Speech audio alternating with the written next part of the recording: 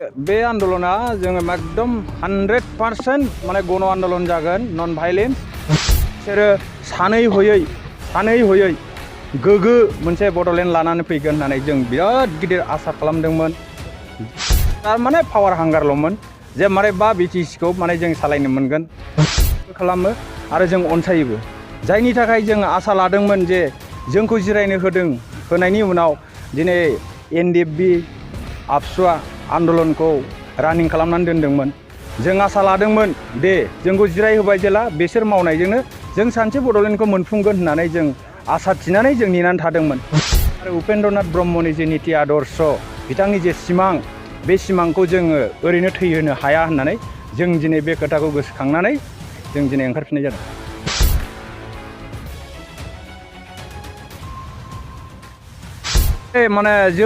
माने जोङो जोबोद गोजोननाय फोरमायगोन आरो उदालगुरिनि रायजोफोरखौ आरो जोंनि फुराना जोंनि माने सक्रिय वार्कारफोरखौ जोङो माने ओरैबायदि गोजोननाय मोन्दों दिनै बयखौबो नुफिननानै, जे माने गोदो सेंग्रा अबस्थायाव जिबायदि गोसो बोलो नुदोंमोन, दिनै माने बैसोआ जादोंब्लाबो खिन्थु मानसिफोरनि गोसो आरो बोलोखौ जों बेखौ नुफिनजोबदों।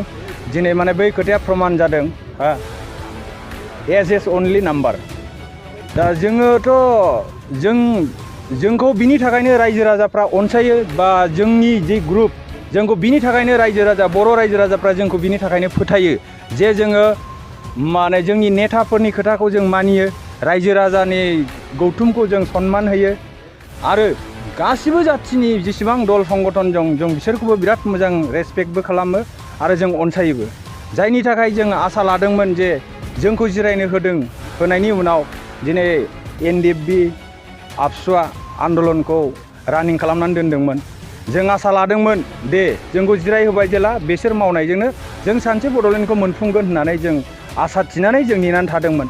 नाथाय दिनै बिसोरनि जे माने जोबथा जे एकर्ड खालामनानै लाबोबाय, बे एकर्डखौ दिनै जोंनि खुगानिफ्राय जों बुंला हयनाय जादों होननानै रायजो राजाया दिनै बुंजोब्बाय जे बे एकर्डआ जोंनि थाखाय थगायनायसो जाबाय होननानै। बिनि थाखाय जों बेफोरखौ गासिखौबो नोजोर होनानै जोङो माने बर' जाथिनि माने गांनाय उखैनाय आरो उपेन्द्रनाथ ब्रह्मनि जे निति आदर्श बिथांनि जे सिमां, बे सिमांखौ जोङो ओरैनो थैहोनो हाया होननानै जों दिनै बे खोथाखौ गोसोखांनानै जों दिनै ओंखारफिननाय जादों। दा बेथ' माने जोंनि खुगानिफ्राय ओंखारनाङा, बेथ' रायजो राजाया टटेलि बेखौ मिथिजोबगौ, बिराद वेल नन जे दिनै पावार फांसन गासिबो लांफिनजोब्बाय।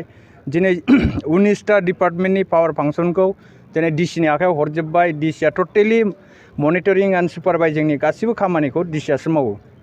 गोदोबा बिटिसि समाव माने जोंनि इएम जिएमफ्रानो पावारफुलमोन आरो माने बिसिडिसिनि मेम्बारफ्रानो मोजां माने बबे जायगायाव बियो माबायदि दरखारि, माबायदि डेभेलपमेन्टनि खामानि मावनांगौ बेफोर स्किमफोरखौ लानानै हरोमोन। नाथाय दिनै जों बे जिनिसखौ माने दोरोदलांनाय नुदों। माने गमामायैनो जे माने एसे थाखानाय जोंनाव एसे गोहो बोलो दंमोन, बे जिनिसा जोंनि आखायाव गैला होननानै बे जिनिसखौ रायजो राजाया गासिबो मिथिजोब। बेथ' जोबोद दुखुनांथाव खोथा। बिथांमोनहा बिराद रोजा मानसि थैबोबाय जि बड'लेण्डनि थाखाय। दिनै बिथांमोनखौ जों आसा थिदोंमोन जे माने एथ' मानसि सहिद जाबाय, बिनि गेजेरजोंनो जोंनि रायजोआ सफैगोन। बिसोरो सानै हयै गोगो मोनसे बड'लेण्ड लानानै फैगोन होननानै जों बिराद गिदिर आसा खालामदोंमोन। दिनै बबे खैसाराव गोग्लैनानै जोंनि माने बेखौ जों आनसिन डाइभारसिटि फर्सनि जि चाल बा सभिनिस एसामिसफोरनि जि चाल, बे चालाव बिसोरो मारै फासिनानै दिनै आस'खान्दा माने सुक्ति खालामनानै लाबोखो, जायनि थाखाय दिनै गावसिनि एक्स ग्रेसियानिफ्राय लानानै फारसेनिफ्राय एक्स ग्रेसियानिल' नङा, रायजो राजानिबो जेबो जायाखिसै। फारसेथिं बे मुंख्लं न'खरफ्राबो दिनै जेबो माने नांगौबायदि जेबो राहा लामा मोनाखिसै। दा बुंनो थाङोबा बिथांमोनहा थगायजाबाय होननानै जों लाबाय।